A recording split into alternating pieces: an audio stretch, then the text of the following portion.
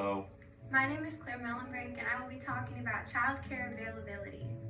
So imagine waking up every single morning, not to get a jump start on your day, your fitness, or your career goals, but to frantically refresh 3 different browser tabs in a desperate hope that a single childcare opening has magically appeared within a 50-mile radius of your home.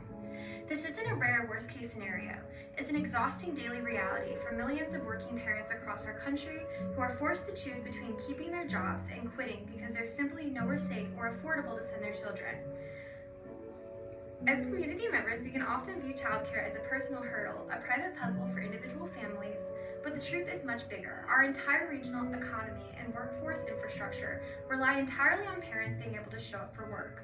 The shortage of affordable childcare hurts low-income families and women the most. However, we can fix this systematic marketing failure by passing the Federal Child Care Stabilization Act to permanently fund facilities and secure living wages for early child care educators. Today, let's examine what it actually means to live in a community without enough care options. Look at the root economic failure and see how direct advocacy can solve it. The reality is that the United States is facing a massive shortage of licensed child care providers, leaving gaps where parents have zero options. To understand how deep this issue goes, we can look at a 2023 research brief published by the Federal Health Resource and Service Administration. The report officially defines a child care desert as any area where there are more than 3 children under the age of 5 competing for every single open licensed daycare slot. Think about the math. If you have 12 kids in a neighborhood and only 3 slots, 9 children are left entirely without institutional care.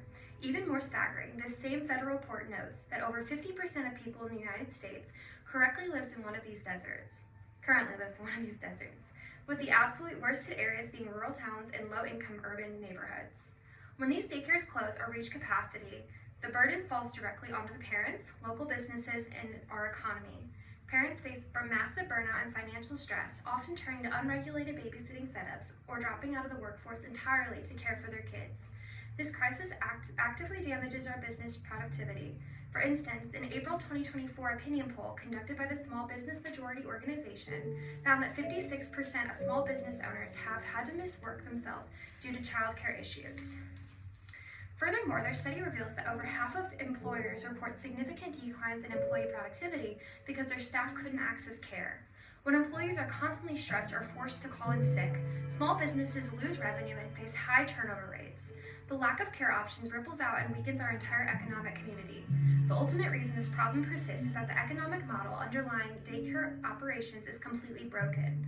According to an economic analysis published in February 2023 by the Center for American Progress, early child care educators are among the lowest paid workers in the entire country, often earning less than retail or fast food staff. The business model is fundamentally flawed.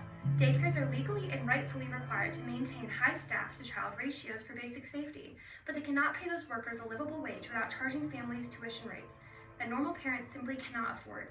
This dynamic causes massive staff turnover, which directly forces daycares to close classrooms even when they have mile-long wait lists. They simply cannot survive on what families can afford to pay out of pocket. Now, to understand the intensity of this shortage, let's look at the concrete policy plan designed to fix it. We can address the structural failure by passing the Federal Child Care Stabilization Act, originally introduced to Congress by Representative Catherine Clark in September 2023. This bill provides steady, reliable public funding directly to the child care programs to correct the market flaws. First, this policy solves the staffing shortage by investing directly into the workforce. This bill provides federal grants to daycares and home-based providers specifically so they can permanently raise baseline wages. The long-term goal of this financial boost is to bring early child care educator pay up to par with what K-12 public school teachers make. By paying child care workers a true living wage, centers can finally recruit qualified staff, halting the crippling turnover rates, and safely reopening closed classrooms to clear out these massive wait lists. Second, the legislation changes how daycare receive financial support to ensure long-term operational stability. The policy mandates that funding stay steady based on a center's total enrollment capacity rather than daily attendance rates. The financial mechanism makes sure that local daycares don't lose its vital operating budget just because a few kids stay home with the flu for a week. With a reliable, predictable public income stream, providers can confidently pay rent, purchase educational supplies, and maintain safe, high-quality facilities without constantly worrying about going under. Publicly stabilizing this industry is a proven method. A July 2025 policy report from the Roosevelt Institute found that prior federal stabilization funding successfully saved over 220,000 childcare providers from shutting down during the height of the pandemic market shocks. When the temporary federal funding stopped, daycares lost the extra money they used to keep their doors open, forcing thousands of programs to either skyrocket tuition or to shut down completely. This data explicitly demonstrates that when the government treats children as a public necessity rather than a private luxury, the market stabilizes immediately, allowing parents to stay in the workforce. With a clear policy solution on the table, let's look ahead and visualize direct impact this law will have on our daily lives. Imagine a future where finding a safe space for children is as reliable and accessible as walking into your local public library.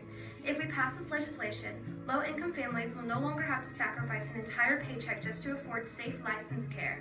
Women will be able to pursue higher education, enter new fields, and accept promotions without a daycare waitlist holding their potential back. This creates a fair, balanced workplace where the economic mobility is actually possible for working parents. Rather than forcing them into a systematic financial hardship, our local business community will thrive under a fully funded childcare infrastructure. Small business owners will see a drastic drop in employee absences and a major increase in daily productivity. Working parents will remain stable in their roles, dramatically reducing the hire and training turnover costs that plague our local shops. When businesses can rely on their workers showing up, the entire local economy grows stronger and more sustainable.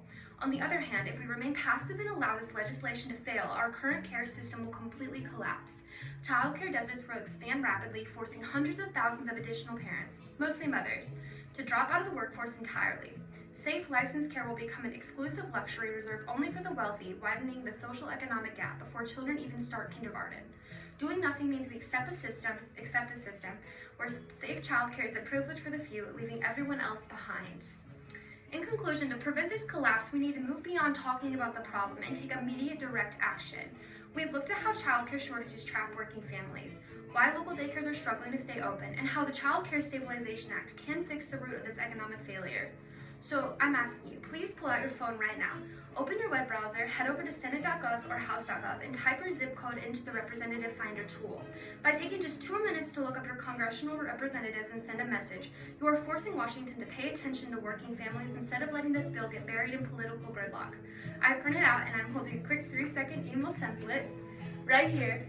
You can copy, paste, and send this off in less than 2 minutes, explicitly telling your representatives to co-sponsor and vote yes on the Child Care Stabilization Act.